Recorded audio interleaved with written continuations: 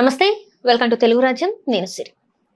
ప్రస్తుతం భారతదేశంలో బాగా చర్చనీయాంశమైన అంశం ఏదైనా ఉంది అంటే బంగ్లాదేశ్లో జరుగుతున్న మైనారిటీస్ మీద దాడులే కావచ్చు, హత్యలే కావచ్చు. మరీ ముఖ్యంగా చూసుకుంటే హిందువులు అని తెలిసినప్పుడు వాళ్ళని చంపేసే విధానం ఏదైతే ఉందో అది బాగా చర్చనీయాంశం అవుతుంది. అయితే దీని మీద AP deputy CM Pawan Kalyan గారు కూడా స్పందించడం జరిగింది. సో దీని మీద స్పందించడానికి మనతో పాటు ఉన్నారు ప్రముఖ రాజకీయ విశ్లేషకులు చింతా రాజశేఖర్ గారు. నమస్కారం సార్. నమస్తే సార్, ఇప్పుడు చూసుకున్నట్టయితే బంగ్లాదేశ్లో ఎట్లాంటి విధ్వంసం జరుగుతుందో మనం చూస్తున్నాం. మైనారిటీస్, హిందూస్ మీద దాడులు, వాళ్ళని హత్య చేయడం, ఇలాంటివన్నీ చూస్తున్నాం. అండ్ దీని మీద AP deputy CM Pawan Kalyan గారు స్పందించడం జరిగింది. సో దాన్ని ఎలా చూడాలి ఏంటంటారు సార్? అంటే ఎక్కడ హింస జరిగినా సరే ప్రతి ఒక్క నాయకుడు స్పందించాలి, అది మానవత్వం. అది కాకపోతే మన దేశ దౌర్భాగ్యం ఏంటంటే దాంట్లో మతాలని రాజకీయాలకి పులివేస్తున్నారు. అసలు మతంని ప్రోత్సహించేదే రాజకీయ నాయకులు. ఇప్పుడు బంగ్లాదేశ్లో ఒక హిందువుని చంపినారు. భారతదేశంలో ఎస్పెషల్లీ బీజేపీ అనుకూల వర్గాలు దాన్ని తీవ్రంగా ఖండిస్తున్నాయి. బంగ్లాదేశ్ మన దేశం కాదు, కానీ అక్కడ ఒక హిందువుని చంపినారని వీళ్ళు స్పందించాలి, బాధపడిపోతున్నారు. ఇక్కడ మూడు విషయాలు: ఒక మనిషిని చంపినందుకు బాధనా, లేకపోతే ఒక హిందువుని చంపినందుకు బాధనా, ఒక హిందువుని ముస్లిం చంపినందుకు బాధనా. ఇంకా బీజేపీ వాళ్ళే అనుకూల వర్గాలు ఎక్కువ దీన్ని కనబడుతున్నాయి. అట్లాగే మనము గాజాలో దాడులు జరిగితే, ఇజ్రాయెల్ దాడులు చేస్తే ముస్లిమ్స్ అందరూ అయ్యో అయ్యో పాపం, అయ్యో పాపం అంటారు. మరి ఇజ్రాయెల్ మీద ముస్లింలు దాడి చేసినప్పుడు ఎవరు మాట్లాడరు. అట్లాగే మన దేశంలో హిందువుని చంపితే భారతీయ జనతా పార్టీ వాళ్ళకి అంత బాధ ఉంటే, రాయ్బరేలీలో హరిఓం వాల్మీకి అనే ఒక వ్యక్తిని దళితుడు అన్న కారణం చేత హత్య చేశారు. అంటే కులం తక్కువ వాడు కాబట్టి అతను ఏదో ఆ అగ్రవర్ణాల వాళ్ళ దగ్గరికి ఏదో వచ్చి చేస్తే అతను హత్య చేశారు. ఒకతను దళితుడు బుల్లెట్ కొనుక్కుంటే, నువ్వు బుల్లెట్ కొనుక్కుంటావా, అగ్రవర్ణాలకు మాత్రమే బుల్లెట్ నడిపే హక్కు ఉందని చెప్పేసి అతన్ని హత్య చేసినాడు. ఉత్తరప్రదేశ్లో ఒక యాదవుడు ప్రవచనాలు చెప్పినాడు.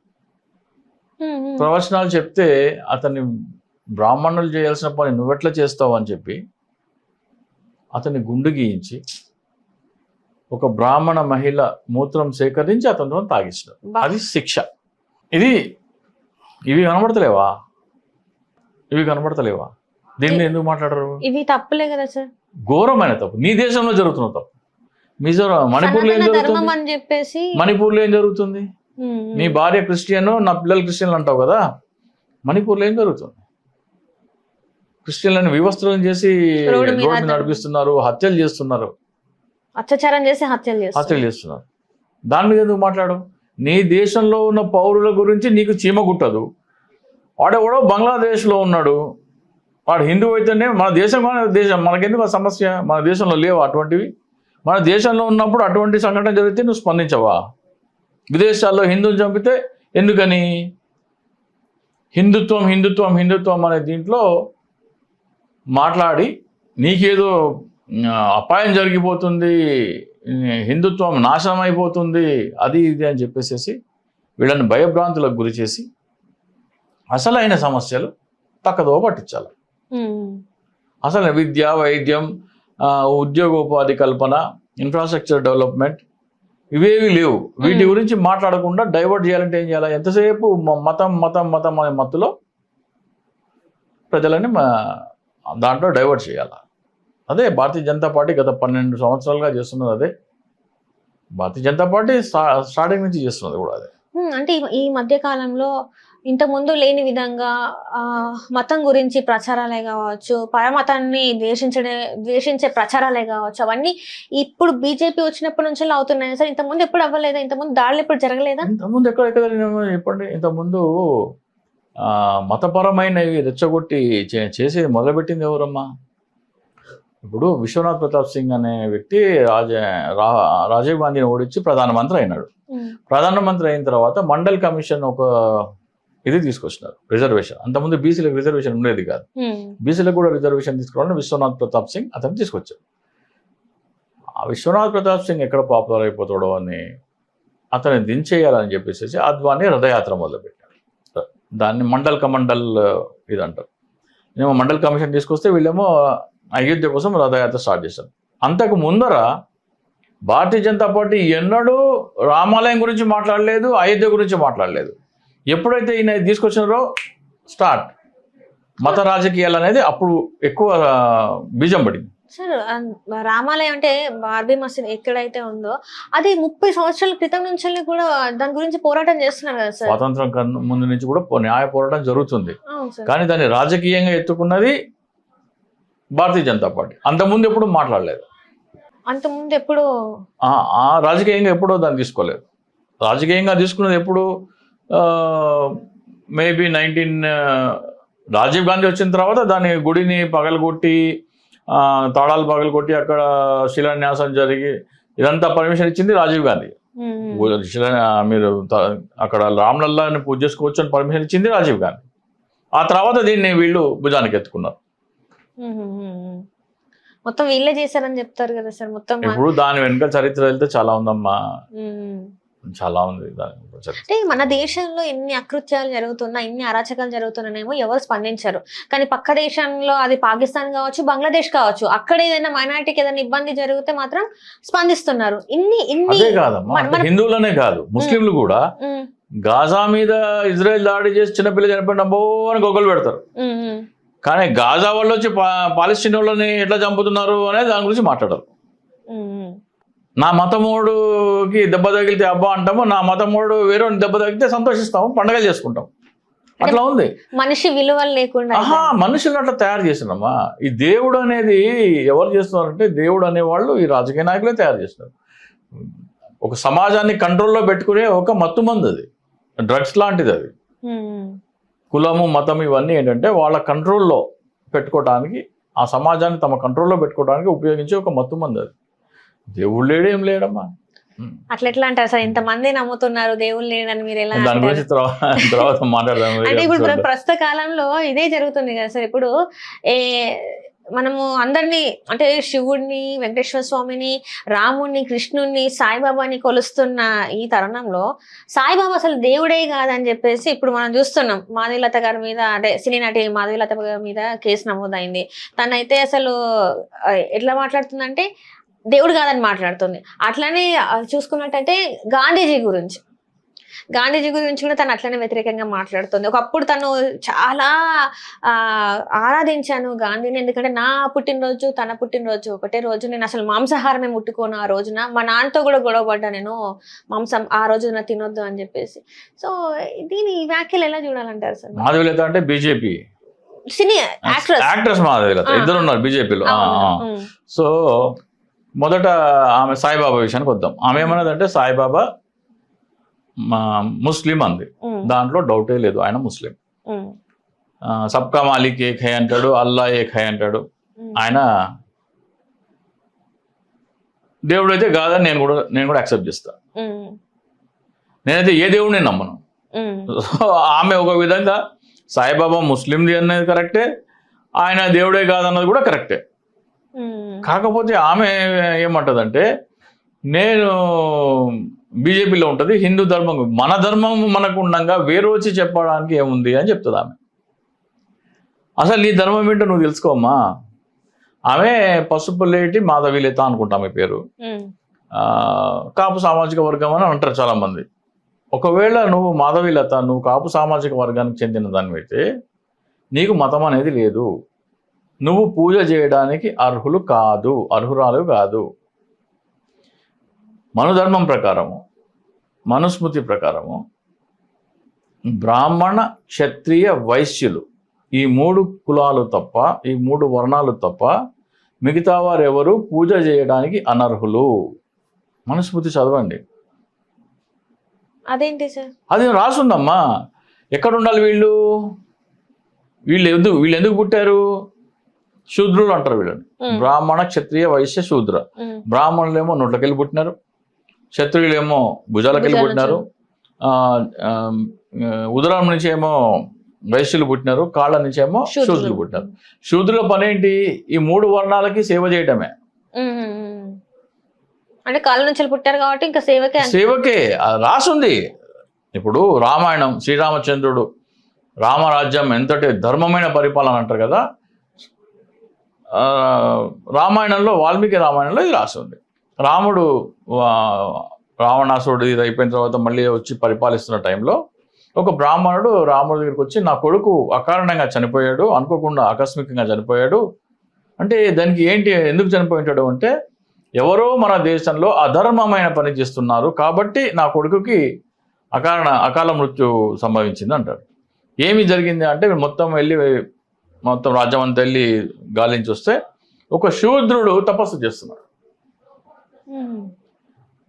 ఒక శూద్రుడు తపస్సు చేస్తున్నాడు. శూద్రుడికి తపస్సు పూజ చేసే అర్హత లేదు కాబట్టి అది అధర్మం కాబట్టి నా కొడుకు అనుకోకుండా చనిపోయాడు, అకాల మృత్యు చెందాడు అని రాముడు చెప్తే రాముడు వెళ్ళి అరణ్యానికి వెళ్తాడు. వెళ్ళి అతను చెట్టుకి వెళ్ళాడు, తలకిందులో తపస్సు చేస్తూ ఉంటాడు. ఏంటి తపస్సు చేస్తున్నావు, ఏంటి నీ పేరేంటి, నీదేంటంటే నా పేరు శంభుకుడు అని చెప్తాడు. శంభుకుడు నేను ఒక శూద్రుడిని అని చెప్తాడు. శూద్రుడు నువ్వు పూజ చేయకూడదు కదా అని అడుగుతాడు రాముడు. నేను స్వర్గలోక ప్రాప్తి కోసము తపస్సు చేస్తున్నా అంటాడు. మా తలవారు తీసి తల నరికేస్తాడు. ఎందుకని? శూద్రులు పూజలు చేయకూడదు, శూద్రులు తపస్సు చేయకూడదు, స్వర్గలోక ప్రాప్తి కోసం ఏ పని చేయకూడదు. ఇది రామాయణంలో శంభుక వధ అనే ఘట్టం గురించి చదివితే నేను ఈరోజు చెప్తున్నాను. చాలామంది గుడికి వెళ్తారు. మాధవీలత గారు మీరు చెప్తున్నారు కదా మన మన మన హిందూ ధర్మం అని. మన హిందూ ధర్మం ప్రకారం మీరు పూజ చేయకూడదు. మనుస్మృతిలో రాసుంది, రామాయణంలో రాసుంది, మహాభారతంలో రాసుంది శూద్రులు పూజకి అనర్హులు. మనుస్మృతిలో ఏం రాసిందంటే పూజ చేసిన తర్వాత పెట్టిన భోజనాల్లో మిగిలిన భోజనం కూడా శూద్రులకు పెట్టకూడదు. వాళ్ళు దానికి అర్హులు కాదు. శూద్రుడు కనుక మంత్రోచ్చారణ చేసి అతని నాలుకలో శూలం దింపాల. అతను మంత్రాలు వింటే, బ్రాహ్మణుడు చదివే మంత్రాల్లో అతను వింటే అతని చెవులో సీసం పోయాల, కరిగించిన సీసం పోయాల.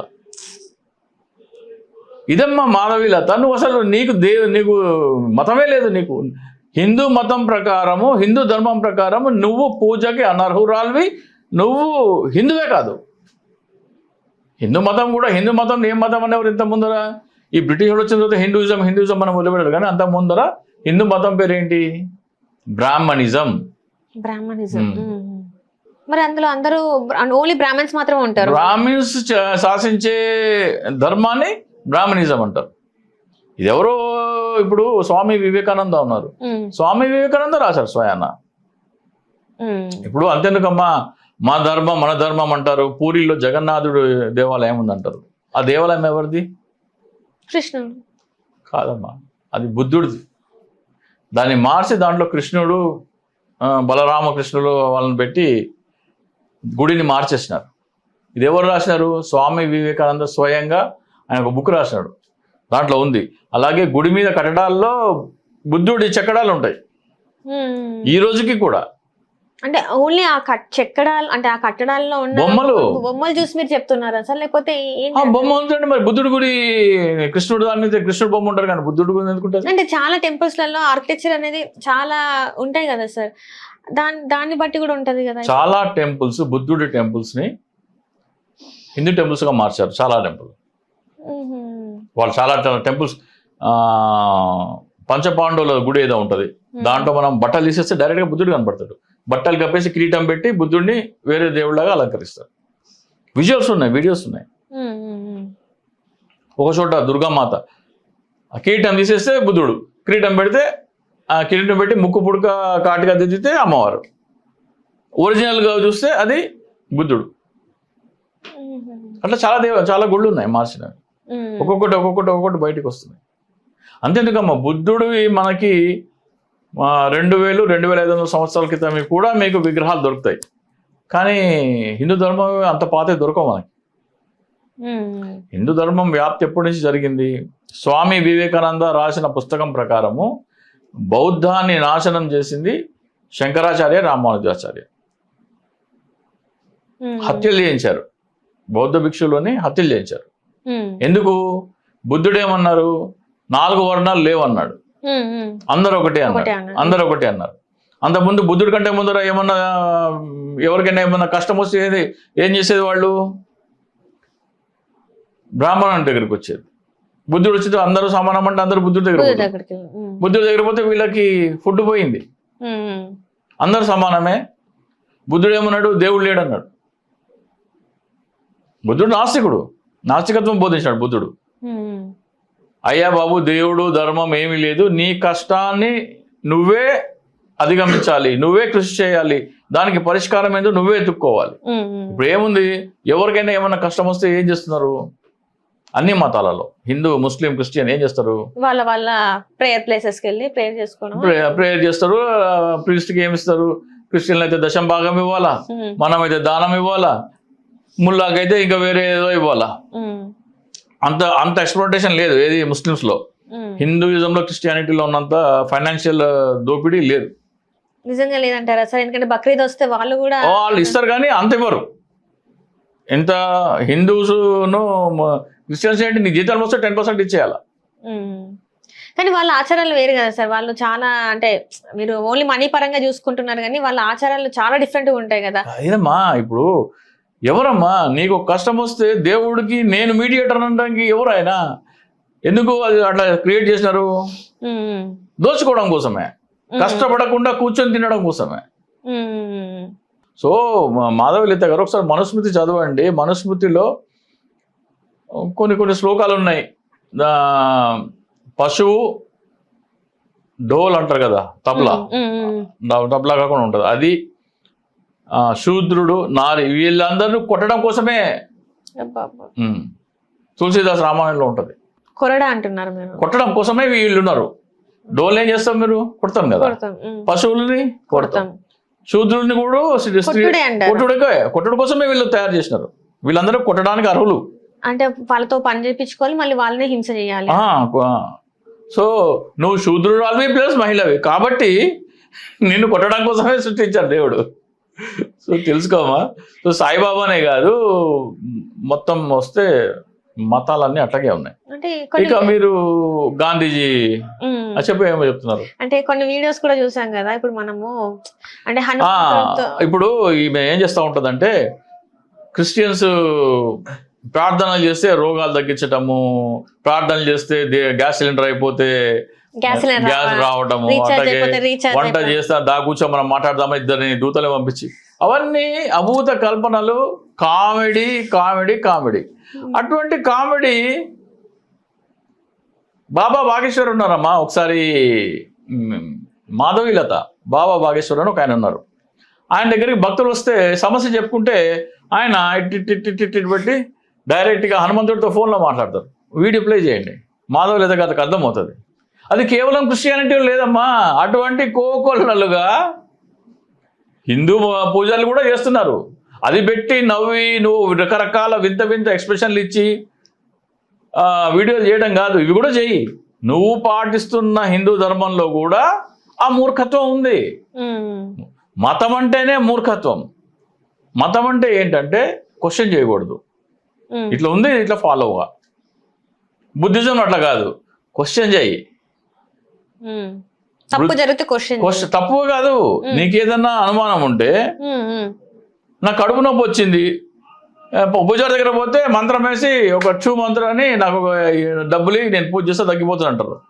అట్లా కాదు, నువ్వు దాన్ని శోధించడు. ఎందుకు ఉంది, నిన్నేం తిన్నావు, మొన్నేం తిన్నావు, ఏం తింటే కడుపు నొప్పి వచ్చింది, దాన్ని శోధించి దానికి పరిష్కారం ఏంటో నువ్వే కనుక్కో. నేనేమి చేయను, దేవుడే లేడు, నీ కష్టానికి నువ్వే పరిష్కారం వెతుక్కో అని చెప్పేదే బుద్ధిజం. మిగతా మతాలన్నీ కాదు, నీ కష్టం నేను తెలుస్తా, నాకు పైసలు. సో మాధవీలత గారు మీరు అంటే మీరు అవి పెడుతున్నారు కరెక్టే, కానీ అవన్నీ హిందూ మత గురువులు కూడా చేస్తున్నారు. ఎందుకు ఈయన లోపల ఉన్నారు? ఆసారాం బాబు లోపల ఎందుకున్నారు? రామ్ రహీం లోపల ఎందుకున్నారు? ఎంతమంది మీద అభియోగాలు లేవు?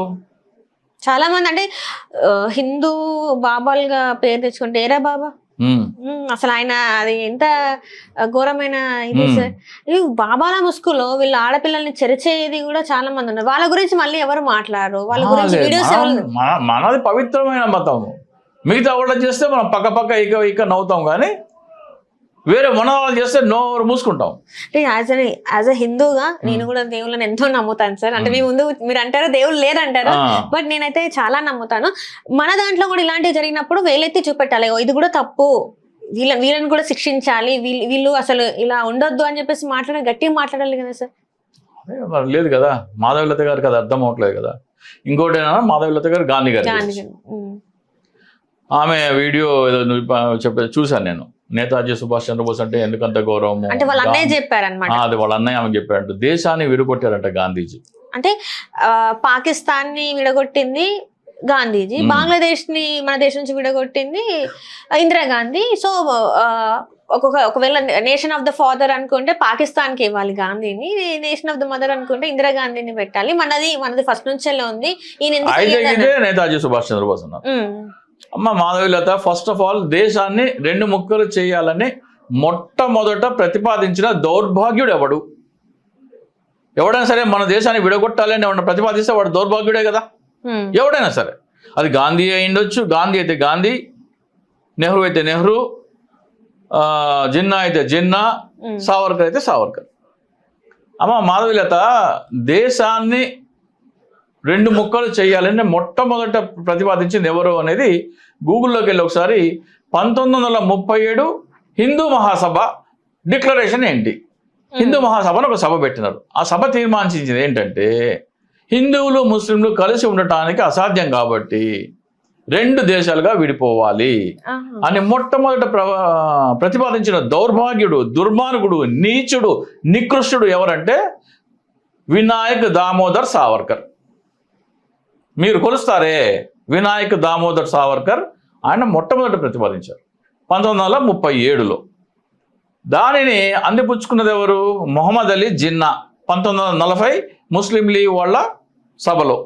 దాంట్లో డిక్లరేషన్, మేమిద్దరం కలిసి ఉండడానికి వీల్లేదు, దేశాన్ని 2 ముక్కలు చేయాలని జిన్నా అందుకున్నాడు. సో మొట్టమొదట ప్రతిపాదించింది మీ పార్టీ, మీ భారతీయ జనతా పార్టీకి ఆరాధ్య దేవుడు మీరు వీర్ అని పిలుస్తారే, వీర్ కాదు కాయర్, పిరికిపంద. బ్రిటిష్ వాళ్ళకి లొంగిపోయి స్వాతంత్ర పోరాటం చేస్తానని డ్రామాలు ఆడి బ్రిటిష్ వాళ్ళకి లొంగిపోయి వాళ్ళ దగ్గర నెలకి 60 రూపాయలు పెన్షన్. అంటే నెలకి ఆ రోజుల్లో 1925లో నెలకి 60 రూపాయలు అంటే ఈ రోజున నెలకు 6 లక్షలు. నెలకి అంత జీతం తీసుకున్న కాయర్ సావర్కర్ మొట్టమొదట దేశాన్ని ముక్కలు చేయాలని ప్రతిపాదించారు. గాంధీజీ, కాంగ్రెస్ పార్టీ దేశ విభజనకి బద్ధ వ్యతిరేకులు. చరిత్ర తెలుసుకోండి. మీ ఆర్ఎస్ఎస్ చెప్పింది అదే నిజమని నమ్మకండి. చరిత్ర పుస్తకాల్లో ఏదైతే రాసుందో అది తీసి చదవండి. అంటే స్వతంత్ర ఏదైతే ఉద్యమంలో ఇంతవరకు ఆర్ఎస్ఎస్ చరిత్ర లేదు కదా సార్. అసలు ఆర్ఎస్ఎస్ చరిత్ర ఏంటమ్మా? వాళ్ళు లేరు కదా సార్ ఆ టైంలో. అసలు బీజేపీ అనే పార్టీ అసలు ఆ టైంలో హిందూ మహాసభ ఉండేది. ఆర్ఎస్ఎస్ కంటే ముందర హిందూ మహాసభ ఉండేది. మాధవీలత గారు, మీరున్న భారతీయ జనతా పార్టీ వ్యవస్థాపక అధ్యక్షుడు మొట్టమొదటిసారి ఏ ప్రభుత్వంలో మంత్రి అంటే ముస్లిం లీగ్, హిందూ మహాసభ కలిసి పోటీ చేసి బంగ్లాదేశ్లో అంటే బెంగాల్లో స్థాపించిన, స్వాతంత్రానికి పూర్వం బెంగాల్లో స్థాపించిన ప్రభుత్వంలో, సంకీర్ణ ప్రభుత్వంలో ఇద్దరు కలిసి కాంగ్రెస్ పార్టీకి వ్యతిరేకంగా అధికారాన్ని గెలుచుకుని వాళ్ళు క్విట్ ఇండియా మూవ్మెంట్ పిలిపిస్తే, క్విట్ ఇండియా పోరాటానికి గాంధీజీ గారు పిలిపిస్తే, అంటే స్వాతంత్ర పోరాటానికి పిలిపిస్తే ఈయన ఒక తీర్మానం చేశారు అసెంబ్లీలో. ఈ క్విట్ ఇండియా మూవ్మెంట్ని అణిచివేయాలి, ఉక్కు పాదంతో అణిచివేయాలి, స్వాతంత్ర పోరాటాన్ని ఉక్కు పాదంతో అణిచివేయాలి అని బ్రిటిష్ రాణి గారికి లెటర్ రాశారు. గూగుల్ చేసి వెతుక్కో. ఇది మీ చరిత్ర. మీ చరిత్ర, మీ భారతీయ జనతా పార్టీ చరిత్ర ఏంటి? ఇది దేశభక్తి దొంగ నాటకాలు ఆడేది ఎవరు? మీ భారతీయ జనతా పార్టీ. త్రివర్ణ పతాకాన్ని ఆర్ఎస్ఎస్ కార్యాలయం మీద 52 సంవత్సరాల పాటు ఎగరవేయలేదు. మీరు ఎందుకు ఎగరవేయలేదు అని ఒక ముగ్గురు వెళ్ళి, మీరు ఎందుకయ్యా మీ పార్టీ ఆఫీస్ మీద త్రివర్ణ పతాకం ఎగరవేయరని వాళ్ళ పార్టీ మీద వెళ్ళి బలవంతంగా ముగ్గురు ఎగరవేస్తే నాగ్పూర్లో ఆ ముగ్గురు మీద కేసులు పెట్టి జైలులో పెట్టించిన చరిత్ర మీది. త్రివర్ణ పతాకానికి మీరు ఇచ్చే గౌరవం ఇది. ఎవరైనా సరే త్రివర్ణ పతాకం ఎగరవేస్తే ఎందుకు ఎగరేస్తావు అని తీసుకుపోయి జైల్లో పెట్టించిన చరిత్ర అమ్మా మీది, భారతీయ జనతా పార్టీది. దేశభక్తి గురించి నువ్వు మాట్లాడతావు. సో దేశాన్ని విడగొట్టాలని ఆ పాపం చేసింది ఎవరు? నువ్వు ఉంటున్న పార్టీ మాతృ సంస్థ హిందూ మహాసభ. నువ్వు పూజించే, మీ పార్టీ వాళ్ళు పూజించే కాయర్ దామోదర్ సావర్కర్. అలాగే నువ్వు అంటున్న గాంధీజీ విడగొట్టామంటున్నావు కదా. గాంధీజీ, కాంగ్రెస్ పార్టీ దేశ విభజనకి వ్యతిరేకము. దేశ విభజనకి ప్రతిపాదనలు చేసింది ఎవరు? నువ్వు ఉన్నవే ఆ పార్టీ మాతృ సంస్థ అయిన హిందూ మహాసభ, అలాగే ముస్లిం లీగ్ అంటే పాకిస్తాన్ వాళ్ళు వేరే దేశంగా విడిపోయిన జిన్నా వాళ్ళ మాతృ సంస్థ ముస్లిం లీగ్. వీళ్ళిద్దరూ కలిసి దేశాన్ని విడగొట్టాలని ప్రతిపాదన చేశారు. గాంధీజీ కాదమ్మా. ఫాదర్ ఆఫ్ ద నేషన్ ఎట్లయితాడు అంటే పాకిస్తాన్ కొత్త దేశం కాబట్టి దానికి అవ్వాలి కదా అని అంటుంది తను. గాంధీజీ ఎందుకు ఫాదర్ ఆఫ్ ద నేషన్ అంటే మన దేశం స్వాతంత్రం వచ్చేటప్పటికల్లా 564 సంస్థానాలుగా వేడి దేశాలుగా ఉండేది. భారతదేశం లేదు. భారతదేశము హైదరాబాద్ ఏమో నవాబ్ కింద ఉండేది, మైసూర్ ఏమో మైసూర్ రాజు కింద ఉండేది. ప్రావిన్సెస్ అంటే స్టేటే. నవాబులు, జమీందారులు, సామంత రాజుల కిందట ఉండేది. వీటన్నిటిని యునైట్ చేసింది ఎవరు? భారతదేశంకి ఆయన పిత అని ఎందుకు అంటారో మీకు తెలియదు. మీ భారతీయ జనతా పార్టీకి తెలియదు కాబట్టి మాధవిలత తెలుసుకో. భారతదేశానికి స్వాతంత్రం వచ్చింది 1947లో అయినప్పటికీ వివిధ 562 దేశాలుగా 552 సంస్థానాలుగా ఉన్న దేశాన్ని మేమందరము భారతీయులము, మాకు స్వాతంత్రం కావాలి అని దేశమంతా తిరిగి పర్యటించి మేమంతా ఒక్కటే, మాకు ఒక వేరు దేశం కావాలని ఇమోషనల్గా, మెంటల్గా బాండ్ చేసింది గాంధీ. స్వాతంత్రం రాకముందరే మేమందరము భారతీయులము, మాకు స్వాతంత్రం కావాలి అని పోరాడింది ఎవరు? దాని వాళ్ళందరినీ యూనిట్ చేసింది ఎవరు? ఈ భారతదేశం. ఈ రోజున మ్యాప్ ఏదైతే చూస్తున్నావో దాన్ని ఇమోషనల్గా, మెంటల్గా ఒక మ్యాప్ తీసుకొచ్చి రూపం తీసుకొచ్చింది గాంధీజీ. స్వాతంత్రం వచ్చిన తర్వాత ఈ 564 సంవత్సరాల్లో మీరు భారతదేశంలో కలవాలంటే కలవచ్చు, లేకపోతే స్వతంత్రంగా ఉండాలంటే స్వతంత్రంగా ఉండొచ్చు అని బ్రిటిష్ వాళ్ళు చెప్పేశారు, వెళ్ళిపోయారు. ముస్లిం ఉన్న చోట ముస్లిం పాకిస్తాన్, హిందువులు ఉన్న చోట ఇండియా, మిగతాది హిందూ లేని చోట రాజుల కింద ఉన్న ఇవన్నీ. ఫర్ ఎగ్జాంపుల్ హైదరాబాద్ ఉండేది, హైదరాబాద్ నిజాం నవాబ్ పరిపాలన. నువ్వు వచ్చి భారతదేశంలో కలవమని అడిగారు, నేను కలవను అన్నారు. అట్లా 564 సంస్థానాల్లో కూడా రాజులు, జమీందారులు భారతదేశంలో కలవడానికి మా దేశం మేము ఎందుకు కలపాలి అని. ఇప్పుడు మాధవరావు సింధియా ఉన్నారు, వాళ్ళు కూడా మధ్యప్రదేశ్ గ్వాలియర్ వాళ్ళది, వాళ్ళు మేము కలవము అన్నారు.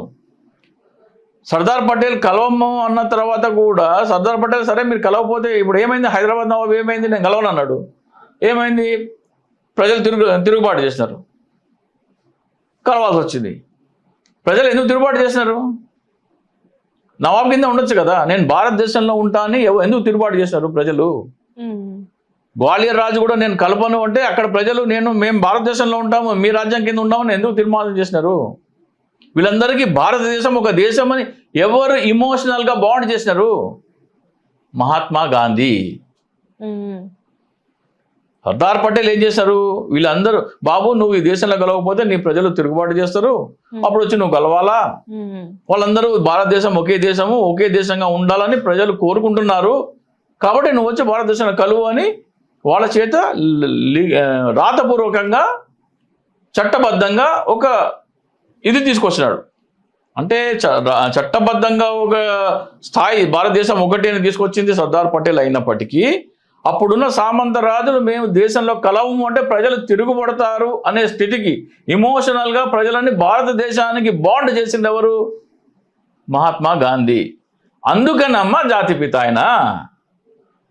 మీ బీజేపీ, ఆర్ఎస్ఎస్ వాళ్ళు చిమ్మే విషము, అబద్ధము అవన్నీ దాన్ని పట్టుకుని ఆధారంగా వెళ్ళకు. వాస్తవాలు ఏంటో తెలుసుకో, మనుస్మృతి చదువు. సాయిబాబా అని అంటున్నావు కదా, సాయిబాబా లాంటి బాబాలు హిందువుల్లో చాలామంది ఉన్నారు. మీ బాబా బాగేశ్వర్ ఇట్టి ఫోన్ చేసి హనుమాన్జీ ఇక్కడ మాధవీలతకి ఏదో ప్రాబ్లం ఉందంట, ఆయనకి ఎంపీ సీట్ ఇప్పించేయండి అంటారు. విజువల్స్ ఉన్నాయి. ఆ బాబా బాగేశ్వరిని వెంట పెట్టుకొని అంతటి దగులుబాజీని మీ మోడీ సభలు పెడుతున్నాడు. ఆ విజయం కూడా ప్లే చేయండి. బాబా బాగేశ్వర్ ఫోన్లో మాట్లాడింది, మోడీతో నడిచేది, రెండు ప్లే చేయండి. మాధవీలతకి ఏంటి బీజేపీ అంటే తెలుస్తుంది. మా హిందూ మా హిందూ మా హిందూ అంటే నువ్వు హిందువే కాదు, నీకు పూజ చేసే అర్హత లేదు. ఇక నేతాజీ సుభాష్ చంద్రబోస్ గురించి చెప్తుంది. నేతాజీ సుభాష్ చంద్రబోస్ ఆజాద్ హింద్ ఫౌజ్ అని పెట్టారు, అంటే ఇండియన్ నేషనల్ ఆర్మీ అంటుంది. దాంట్లో 5 బెటాలియన్లు ఉన్నాయి. మాధవీలత జాగ్రత్తగా విని, 5 బెటాలియన్లు ఉన్నాయమ్మ. ఆయన పెట్టుకున్నాడు అంటే ఆయన స్థాపించిన ఆర్మీకి 5 బెటాలియన్లు ఉంటే ఆ బెటాలియన్లకి నేతాజీ సుభాష్ చంద్రబోస్ పెట్టుకున్న పేర్లు ఏంటో వింటే నీకు కాస్త కనువిప్పు కలుగుతుంది. మొట్టమొదటి బెటాలియన్ పేరు మహాత్మా గాంధీ బెటాలియన్, రెండో బెటాలియన్ పేరు జవహర్లాల్ నెహ్రూ బెటాలియన్, మూడో బెటాలియన్ పేరు మౌలానా అబుల్ కలాం ఆజాద్ బెటాలియన్, నాలుగో బెటాలియన్ పేరు మహిళలే ఉంటారు దాంట్లో ఝాన్సీ లక్ష్మీబాయి బెటాలియన్, ఐదో బెటాలియన్ పేరు నేతాజీ సుభాష్ చంద్రబోస్ బెటాలియన్. ఈ 5 బెటాలియన్ల పేర్లు ఏంటో ఒకసారి గూగుల్ చేసి చదువుకొని మహాత్మా గాంధీకి నేతాజీ సుభాష్ చంద్రబోస్ ఎంతటి విలువ ఇచ్చారో ఒకసారి తెలుసుకో. ఇక మహాత్మా గాంధీకి ఇంకో పేరు ఉందమ్మా, ఇంకో పేరుతో పిలుస్తారు. మన అందరం ఏం పిలుస్తామమ్మా అంటే బాపూజీ అని పిలుస్తారు. ఎవరు ఇచ్చారు ఆ పేరు? ఎవరు చెప్పారు? మహాత్మా గాంధీని బాపూజీ అనే పిలుపుతో ఎవరు పిలవడం మొదలు పెట్టారు? సుభాష్ చంద్రబోస్, నేతాజీ సుభాష్ చంద్రబోస్. సో గాంధీ గారిని బాపూజీ అని మొట్టమొదటిసారి పిలిచినది ఎవరంటే నేతాజీ సుభాష్ చంద్రబోస్. సో గాంధీ వేరు, సుభాష్ చంద్రబోస్ వేరు కాదు. గాంధీ ఏమన్నారంటే హింసాయుతంగా వద్దు, అహింసతోని మనం స్వాతంత్రం తెచ్చుకుందామంటే నేతాజీ సుభాష్ చంద్రబోస్ లేదు, వీళ్ళు ఇట్లా లొంగరు అని చెప్పేసి మాట విన్నారు. ఖచ్చితంగా వాళ్ళ మీద ఇంకొకటి వీళ్ళొకటి చెప్తా ఉంటారు. బీజేపీ ఇంకో అప్పటి బ్రిటిష్ ప్రధానమంత్రి, మేము స్వాతంత్రం ఇచ్చింది భారతదేశానికి గాంధీజీ వల్ల కాదు, నేతాజీ సుభాష్ చంద్రబోస్ వల్ల అని వాళ్ళు చెప్పినట్టు వీళ్ళు ప్రచారం చేస్తారు. అంటే గాంధీజీ గారి పాత్ర చాలా తక్కువ ఉంది. అదే చెప్తాను. అసలు దేశాన్ని ఒక ఇమోషనల్ గా మెంటల్ గా ఒక దేశము అనే భావన ప్రతి భారతీయుల్లో అణువణువున నింపింది గాంధీజీ. అంతకుముందు ఎవరెవరో, నువ్వెవరో నేనెవరో, అంతకుముందు అట్లా లేదు. అణువణువున మనం భారతీయులము, ఇదంతా ఒక దేశము అని నింపింది గాంధీజీ. కాబట్టి ఆయన జాతిపిత. సో అదెవరో బ్రిటన్ ప్రధానమంత్రి అన్నారంటున్నారు కదా, నేతాజీ సుభాష్ చంద్రబోస్ ఎప్పుడు చనిపోయారమ్మా? 1945, అంటే స్వాతంత్రం. రెండో ప్రపంచ యుద్ధంలో ఆయన జర్మనీ, జపాన్ వీళ్ళందరితో కలిసి యుద్ధం చేసినారు. వీళ్ళందరినీ ఓడించింది ఎవరు? అమెరికా, రష్యా, బ్రిటన్ కలిసి వీళ్ళందరినీ ఓడించినారు. అంటే నేతాజీ సుభాష్ చంద్రబోస్ చనిపోకపోతే ఎటువైపు ఉండేవారు? ఓడిపోయిన వైపు ఉండేవారు. ఓడిపోయిన నాయకుడిని ఏం చేసేవారు వీళ్ళు? జైల్లో పెట్టించారు, లేదా ఎగ్జిక్యూట్ చేసేవాళ్ళు, అంతే కదా. ఎగ్జిక్యూట్ చేసేవారు లేదా జైల్లో పెట్టేవారు. సో ఆ సుభాష్ చంద్రబోస్ వల్ల స్వాతంత్రం ఎట్లా వచ్చేది? అయితే జైల్లో ఉండేవాడు, లేకపోతే మరణ శిక్ష విధించేవారు. అంటే ఇప్పుడు మాధవీలత గారు అనేది ఏంటంటే భగత్ సింగ్ కూడా జైలు శిక్ష, అంటే ఉరిశిక్ష పడింది కదా సార్. భగత్ సింగ్ కూడా ఉరిశిక్ష పడింది. ఆయన అదే భగత్ సింగ్ జైల్లో ఉన్నప్పుడు ఒక పుస్తకం రాశారు. ఆ పుస్తకంలో ఏమన్నారు? నేను విప్లవము హింస ద్వారానే సాధించవచ్చు అని నేను అనుకున్నాను, కానీ తీరా మొత్తం ఆలోచించిన తర్వాత హింస ద్వారా స్వాతంత్రం అనేది అసాధ్యము, గాంధీ గారి మార్గమే సబబైనది, కాబట్టి అందరూ గాంధీ గారి వెంట నడవండి అని అదే భగత్ సింగ్ రాశాడు. కానీ ఎప్పుడైతే బ్రిటిషర్స్ భగత్ సింగ్ ని ఉరి తీస్తామన్నప్పుడు గాంధీ గారు అసలు ఒక మాట మాట్లాడదు. గాంధీ గారు ఒక మాట మాట్లాడి ఉంటే ఈ రోజు భగత్ సింగ్ గారు, అంటే ఆ టైంలో భగత్ సింగ్ గారు బ్రతుకుండేవారు. ఆయన ఇట్లాంటి స్పందన లేకపోవడం వలన ఇదంతా దేశద్రోహ RSS చేసే ప్రచారం.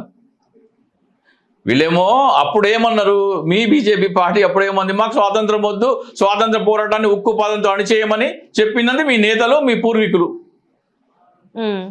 అసలు మీకు అసలు ఈ అంశాల మీద మాట్లాడే అర్హత లేదు.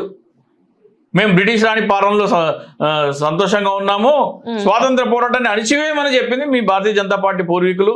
మీ భారతీయ జనతా పార్టీ మొట్టమొదటి వ్యవస్థాపక అధ్యక్షుడు శ్యామాప్రసాద్ ముఖర్జీ అసెంబ్లీ తీర్మానం చేసి లెటర్ రాసినాడు.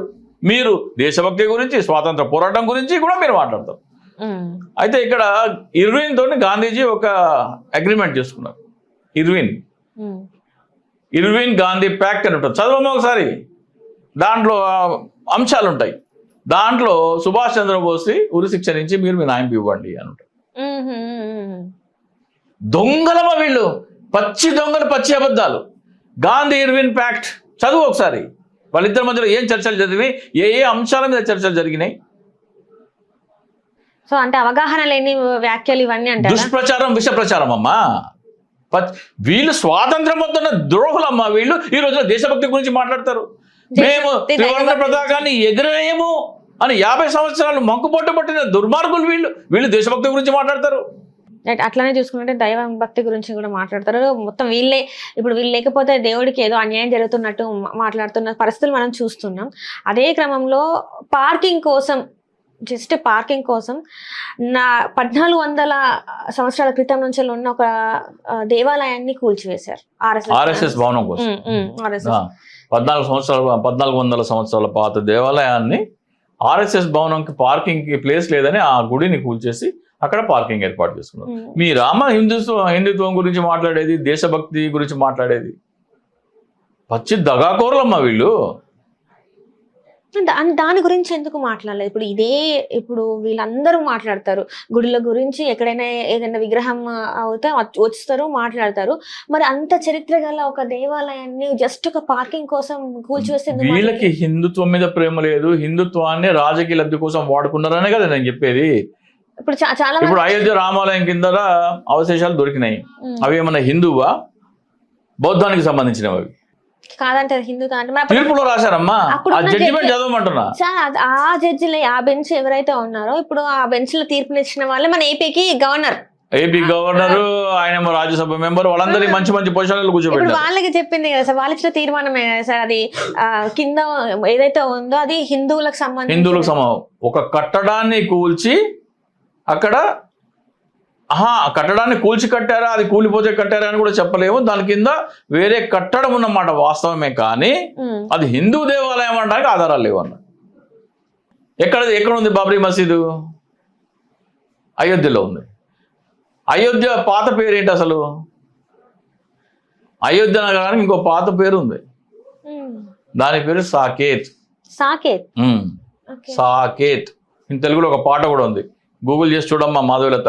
సాకేత సార్వభౌమ అని ఒక పాట ఉంటుంది. సాకేత సార్వభౌమ అంటే రాముడు.